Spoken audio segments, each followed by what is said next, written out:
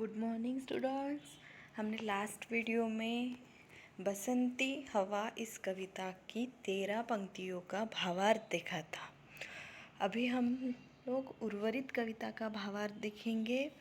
बसंती हवा यह कविता केदारनाथ अग्रवाल जी ने लिखी है और इस कविता में हमें हवा की मस्तियों का, हवा की अटखेलियों का वर्णन दिया गया है कि किस तरह हवा बावली है, मस्त मौला है, निडर है, मुसाफिर है।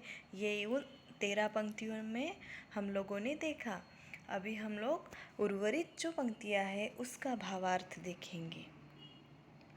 चढ़ी पेड़ मऊआ थपाथप मजाया, गिरी धम्म से फिर चढ़ी आम ऊपर। मऊआ मऊआ एक प्रकार का वृक्ष होता है। हवा क्या कह रही है कि मैं मऊआ के पेड़ पर चढ़ गई, वहाँ पर थपाथप करके धूम मचाई और मऊआ के पेड़ के जो पत्ते हैं वो पूरे नीचे गिरा दिए। उन पत्तों को नीचे गिराते गिराते क्या हो गया कि हवा भी नीचे गिर गई, धम से गिर गई, मतलब ज़ोर से गिर गई। जैसे गिरी वैसे ही उठ गई और आम के पेड़ के ऊपर फिर से चढ़ गई। आम के पेड़ के ऊपर चढ़ने के बाद क्या किया, उसे भी बहुत ज़ोर से झकझोरा, मतलब उसे भी बहुत ज़ोर से हिलाया। किया कान में कू उतर कर भागी मैं, हरे खेत पहुँची वहाँ गेहूँ में लहर खूब मारी। क्या किया फिर हवा ने, उसके आम के जो पेड़ के ऊपर चढ़ी हुई थी उसके कान में कू करके कहा और वहाँ से भी भाग गई। और उसके बाद क्या किया, आम के पेड़ से उतरकर भागने के बाद गेहूं के खेतों में चली गई। वहाँ पे जो गेहूं की बालियाँ थी उनके बीच बहुत देर तक लहराती रही, मतलब घूमती रही, गेहूं में हलचल कराती रही। हवा हूँ हवा में बसंती हवा हूँ, मतलब मैं एक क्या हूँ, बसंती हवा हूँ। इन पंक्तियों में क्या कह रहे हैं कवि कि हवा क्या कह रही है कि मैं कहाँ पर चढ़ी थी, महुआ के पेड़ पर चढ़ी थी। महुआ के पेड़ के चढ़ने के बाद वहाँ पर थपाथप मचाया, उसके पत्ते नीचे गिरा दी और खुद भी गिर गई। गिरने के बाद फिर से उठी और आम के ऊपर चली गई, आम का जो पेड़ होता है उसके ऊपर। उसे भी झकोरा, उसे भी झोंका दिया, उसके कान में कू किया और वहाँ से भी भाग गई।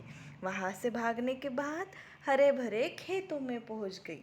हरे भरे खेतों में पहुँचने के बाद क्या किया उसने, गेहूँ में लहर खूब मारी, मतलब गेहूँ के जो पौधे रहते हैं, गेहूँ के जो बालियाँ रहती है उसके बीच में बहुत देर तक वो लहराती रही।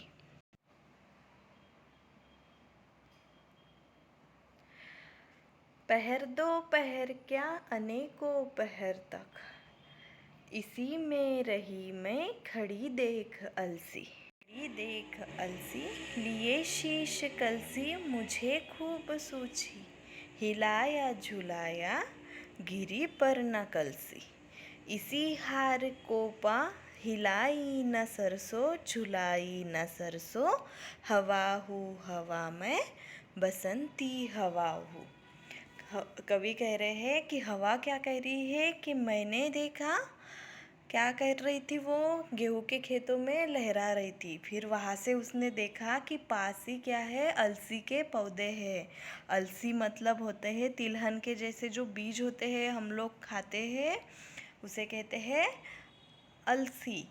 अलसी के पौधे खड़े हैं, उनकी फुनगियों पर गोल गोल फल लगे हैं, मतलब वो अलसी के पौधों पर क्या हो लगे हैं, अलसी के गोल गोल फल लगे हैं जो कलसी के जैसे लग रहे हैं।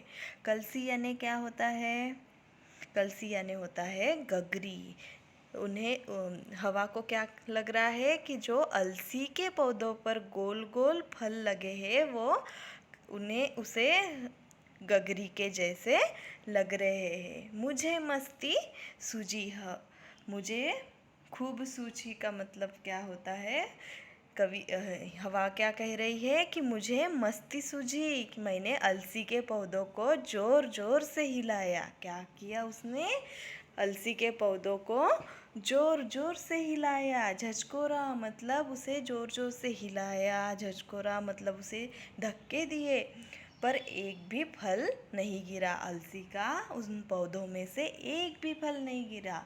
अपनी इस हार से निराश होकर मैंने सरसों के खेत में ज़रा भी मस्ती नहीं की। उसने क्या किया था? हवा ने अलसी के पौधों के साथ मस्ती की, अलसी के पौधों के फलों को गिराने की कोशिश की, लेकिन एक भी अलसी का फल नहीं गिरा। तो उसे बहुत निराशा हो गई। तो निराशा से वो सरसों के खेत में जा पहुंची, और सरसों के खेत में जाकर लेकिन उसने क्या, किसी भी सरसों के खेत पौधों के साथ मस्ती नहीं की। मैंने सरसों के पौधों को बिल्कुल भी नहीं हिलाया और नहीं झुलाया। क्यों? क्योंकि उसे सीख मिल गई थी कि पेड़ और पौधों को हिलाना नुकसानदायी होता है। तो उसी तरह उसने अगले जगह जाकर कोई भी मस्ती नहीं की। हवा हूँ हवा में बसंती हवा हूँ। कवि क्या कह रहे हैं कि मैं बसंत ऋतु में बहने वाली हवा हूँ। हमें पूरी कविता में क्या बताया गया है कि मैं बसंती हवा हो। सब लोग सुनो, मैं कैसी हूँ? मस्त मौला हूँ, बावली हूँ, निडर हूँ, मुसाफिर हूँ, जहाँ चाहे वहाँ चली जाती हूँ। इस पेड़ से उस पेड़ के ऊपर, महुआ के पेड़ पर चढ़ी, फिर आम के पेड़ पर चली, फिर गेहूँ के खेतों में लहराई, और उसके बाद कहाँ पर जा पहुँची? अलसी के खेत में जा पहुँची। अलसी के फलों को उसने गिराने की कोशिश की, लेकिन वो फल बिल्कुल भी नहीं गिरे। इससे उसने सीख ले ली कि पेड़ और पौधों को ज़्यादा नुकसान नहीं पहुंचाना चाहिए। और उसके बाद चली गई सरसों के खेतों में। सरसों के खेतों में जाने के बाद उसने किसी भी सरसों के पौधे को कुछ भी नुकसान नहीं पहुंचाया। ये एक क्या है? बसंती हवा है। बसंत ऋतु में बहने वाली एक अच्छी हवा है, जो हमें कवि ने एक अच्छी तरह से उसका मनमोजी मस्तमौला ढंग हमें पढ़ने के लिए दिया है। तो इस तरह हमारी यह बसंती कविता यहीं पर समाप्त होती है।